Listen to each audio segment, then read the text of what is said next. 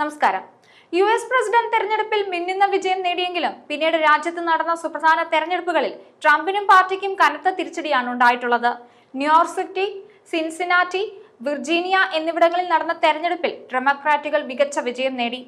ഈ വിജയങ്ങൾക്ക് നേതൃത്വം നൽകിയത് ഇന്ത്യൻ വംശജരാണ്. ട്രംപ് പിന്തുണ നൽകിയ മുൻ ഗവർണർ ആൻഡ്രൂ ക്യൂമോയെ പരാജയപ്പെടുത്തിയാണ് ന്യൂയോർക്ക് സിറ്റി മേയർ തെരഞ്ഞെടുപ്പിൽ സൊഹ്റാൻ മംദാനി വിജയിച്ചത്. ഇന്ത്യൻ അമേരിക്കൻ വംശജരായ മീര നായരുടെ മകനാണ് ഇദ്ദേഹം. കൊളംബിയ സർവകലാശാലയിലെ ആന്ത്രോപോളജി പ്രൊഫസറായ അദ്ദേഹത്തിന്റെ പിതാവ് മഹ്മൂദ് മംദാനിക്ക് ഗുജറാത്തുമായും ബന്ധമുണ്ട്. ട്രംപിന്റെ സ്വാധീനവും പിന്തുണയും പ്രകടമായിരുന്ന തെരഞ്ഞെടുപ്പിൽ മംദാനി വിജയിച്ചാൽ ഫെഡറൽ ഫണ്ടിംഗ് തടയുമെന്ന് അദ്ദേഹം ഭീഷണി മുഴക്കുകയും ചെയ്തിരുന്നു. ട്രംപിന്റെ താരിഫ്, കുടിയേറ്റ നയങ്ങൾ എന്നിവയിൽ അസംതൃപ്തരായ ജനങ്ങളുടെ മറുപടിയാണ് തെരഞ്ഞെടുപ്പിൽ പ്രതിഫലിച്ചതെന്നാണ് രാഷ്ട്രീയ നിരീക്ഷകർ വിലയിരുത്തുന്നത്. റിപ്പബ്ലിക്കൻ പാർട്ടിയുടെ മുന്നേറ്റത്തിനേറ്റ ഈ കടുത്ത തിരിച്ചടി 2026 ഇടക്കാല തെരഞ്ഞെടുപ്പിലും 2028 പ്രസിഡന്റ് തെരഞ്ഞെടുപ്പിലും ട്രംപും പാർട്ടിയും തിരിച്ചടി നേരിടേണ്ടി വരുമെന്ന സൂചനകളാണെന്ന് അഭിപ്രായപ്പെടുന്നവരുമുണ്ട്. ലോകത്തിന്റെ തന്നെ രാഷ്ട്രീയഗതിയെ മാറ്റിമറിച്ച ഒരു ഭരണാധികാരിയാണ് ട്രംപ് എന്ന് പറയണം. അദ്ദേഹം അധികാരത്തിൽ വന്ന നിമിഷം മുതൽ ലോകമെമ്പാടും അതിന്റെ പ്രകമ്പനങ്ങൾ ഉണ്ടായിട്ടുണ്ട്. ഇത് വെറും രാഷ്ട്രീയപരമായ മാറ്റങ്ങൾ മാത്രമായിരുന്നില്ല, മറിച്ച് സാമൂഹികവും സാംസ്കാരികവും പാരിസ്ഥിതികവുമായ മേഖലകളിൽ ആഴത്തിലുള്ളതും ദൃഢവുമായതായിരുന്നു. ട്രംപ് സൃഷ്ടിച്ച വിശാലമായ ആഘാതം ഒരു രാജ്യത്തിന്റെ അതിരുകൾക്കുള്ളിൽ ഒതുങ്ങി നിന്നില്ല. അന്താരാഷ്ട്ര തലത്തിൽ ട്രംപിന്റെ അമേരിക്ക ഫസ്റ്റ് എന്ന നയം ലോകരാജ്യങ്ങളുമായുള്ള ബന്ധം വഷളാക്കി. കാലാവസ്ഥാ വ്യതിയാനത്തെ നേരിടാനുള്ള പാരീസ് ഉടമ്പടിയിൽ നിന്ന് പിന്മാറിയതും ലോകാരോഗ്യ സംഘടനയുമായുള്ള ബന്ധം വിച്ഛേദിച്ചതും അദ്ദേഹത്തിന്റെ ദീർഘവീക്ഷണമില്ലാത്ത സമീപനത്തിന് ഉദാഹരണങ്ങളാണ്.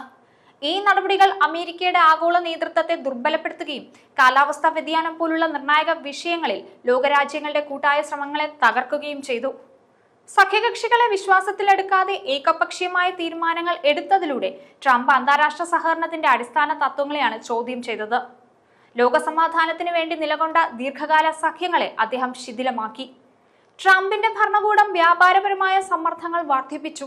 ഇന്ത്യൻ പ്രൊഫഷണലുകൾക്ക് അത്യാവശ്യമായ H-1B വിസകളിൽ നിയന്ത്രണങ്ങൾ ഏർപ്പെടുത്തിയത് സാങ്കേതിക മേഖലയിലെ ഇന്ത്യക്കാർക്ക് കനത്ത തിരിച്ചടിയായി. വ്യക്തിബന്ധങ്ങളെ രാഷ്ട്രീയ നേട്ടങ്ങൾക്കായി ഉപയോഗിക്കുമ്പോഴും നയപരമായ തീരുമാനങ്ങൾ ഇന്ത്യയുടെ താൽപര്യങ്ങൾക്ക് പൂർണ്ണമായും അനുകൂലമായിരുന്നില്ല. നാറ്റോ സഖ്യത്തിലെ യൂറോപ്യൻ പങ്കാളികളോട് അദ്ദേഹം സൗഹൃദപരമല്ലാതെ പെരുമാറി. ഇത് അമേരിക്കയുടെ നേതൃത്വത്തിലുള്ള സുരക്ഷാ വലയങ്ങളുടെ വിശ്വാസത്തെ ചോദ്യം ചെയ്യുന്നതായിരുന്നു.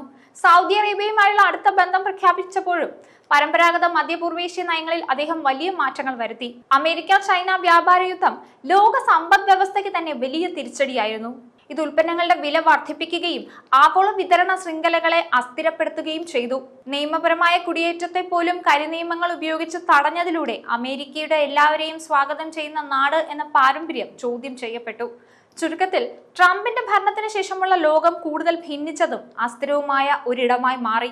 ജനാധിപത്യ സ്ഥാപനങ്ങളെ ചോദ്യം ചെയ്യുകയും ഭിന്നതകളെ പ്രോത്സാഹിപ്പിക്കുകയും ചെയ്തതിലൂടെ ട്രംപ് അവശേഷിപ്പിച്ചു പോയ മുറിവുകൾ ഇന്നും അമേരിക്കൻ സമൂഹത്തിൽ കത്തുന്നുണ്ട്.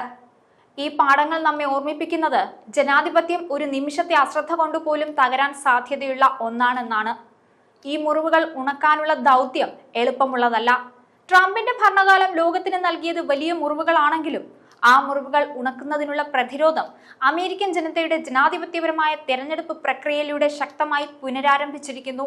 ജനാധിപത്യത്തിന്റെ മൂല്യങ്ങളെയും ആഗോള ഐക്യത്തെയും തകർക്കാൻ ശ്രമിക്കുന്ന ശക്തികൾക്കെതിരെ വൈവിധ്യവും പുരോഗമന ചിന്താഗതിയും ചേർന്നുള്ള ഒരു പുതിയ രാഷ്ട്രീയ പ്രവാഹം ഉയർന്നു വരുന്നു എന്നതാണ് ഈ തെരഞ്ഞെടുപ്പ് ഫലങ്ങൾ നൽകുന്ന ഏറ്റവും സുപ്രധാനമായ പാഠം.